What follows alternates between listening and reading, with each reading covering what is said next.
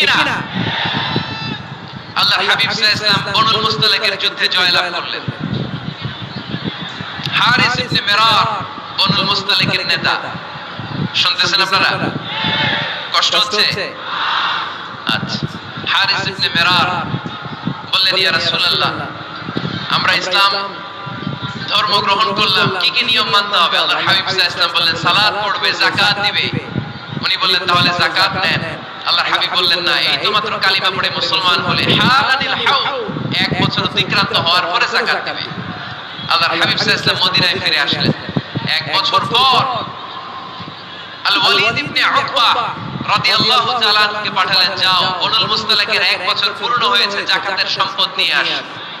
এইদিকে হারিস ইবনে মিরার যাকাতের সম্পদ নিয়ে, সৈন্যবাহিনী নিয়ে, নবীর দূত আসবে যাকাত কালেকশনের জন্য, ওনার জন্য মেহমানদারিতে কোনো ঘাটতি না হয়, ওয়েল রিসেপশন দেওয়ার জন্য এলাকা থেকে বের হয়ে মরুভূমির সামনে দল নিয়ে দাঁড়িয়ে ওয়ালিদ ইবনে উকবা যখন যাকাতের সম্পদ কালেক্ট করার জন্য বনুল মুস্তালিকের দিকে যেতে শুরু করেছে, এলাকায় ঢোকার আগেই দেখে বনুল মুস্তালিকের লোকেরা ঘোড়সাওয়ার বাহিনী দাঁড়ায় আছে। এই দৃশ্য দেখে ওয়ালিদ ইবনে উকবা মনে করেছে বনুল মুস্তালিক মনে হয় তাকে হত্যা করার জন্য দাঁড়িয়ে রয়েছে। আসলে কি হত্যার জন্য দাঁড়ায় আছে? কি জন্য দাঁড়ায় আছে? ওয়েলকামিং রিসেপশন দেয়ার জন্য। উনি ভয় পেয়ে অ্যাবাউট টার্ন, তথ্য যাচাই না করে মনে করছে আমারে মারবে ধরবে, about turn, return back to Medina, মদিনায় চলে গেলেন। যে বলে, ইয়া রাসূলুল্লাহ, বনুল মুস্তালিক যাকাত দেওয়া তো দূরের কথা, এগুলো তো সব কাফের হয়ে গেছে। ইয়া রাসূলুল্লাহ, ওরা তো মনে হয় কাফের হয়ে গিয়েছে, যাকাত প্রদান করা তো দূরের কথা, মারার জন্য সৈন্যবাহিনী নিয়ে অ্যাটাক করেছে। বিশ্বনবী রেগে গেলেন। খালিদ বিন ওয়ালিদের নেতৃত্বে 1000 সৈন্যবাহিনী পাঠিয়ে বললেন, যাও বনুল মুস্তালিক অ্যাটাক করো, বনুল মুস্তালিকে অভিযান চালাও। আল্লাহ বললেন, নবী অভিযান পরে চালান, ইন জাআকুম ফাসিকুম বিনাবাইন ফাতাবায়ানু। সুবহানাল্লাহ পড়েন। নবী অভিযান পরে চালান, তথ্য যে নিয়ে আসছে ওয়ালিদ এটা সত্য কিনা আগে যাচাই করেন। সে যে তথ্য আপনাকে সরবরাহ করেছে এই তথ্য সঠিক নয়, সে ভুয়া তথ্য দিয়েছে, সে ভুল বুঝেছে, এখানে মিসআন্ডারস্ট্যান্ডিং হয়েছে। আপনি 1000 সৈন্যবাহিনী পাঠাবেন না।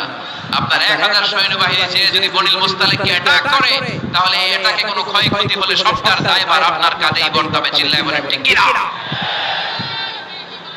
আমার নবীকে শেখানোর মাধ্যমে আল্লাহ তাআলা আমাদেরকে শেখানো যাবে না। আগে যাচাই বাছাই করার দরকার আছে না নাই? আচ্ছা, আপনার বন্ধু এসে বলল, আরে দোস্ত তুমি এইখানে, ভাবিও তো দেখলাম বাজারে আরেক লোকের সাথে করতেছিস। আপনি রেগে রেগে আগে অফিস থেকে বাসায় যাই বউরে কিন, আইজমায়ের কাইলামায়, এরকম হতে পারে না? আপনার বন্ধু হয়তো আপনার ওয়াইফের মতো আরেকজন মহিলাকে দেখেছে, এটা হতে পারে কি পারে না? আপনার ওয়াইফকে জিজ্ঞেস করেন নাই, ক্রস চেক করেন নাই, না করে আপনি ঝগড়া মারামারি শুরু করে দিয়েছেন। এই ছোট্ট ঝগড়া থেকে বিচ্ছেদের দিকে, ডিভোর্সের দিকেও যেতে পারে। এরকম আছে না নাই? এরকম অনেক বুড়ি কেস আমাদের কাছে আছে। নিউজ যাচাই না করে, গুজব আর রুমর যাচাই না করে সিদ্ধান্ত নিয়েছে, পরে মাথার মধ্যে চাপড়ায়, নিজের কপালে নিজে চাপড়ায়। এরকম আছে না নাই?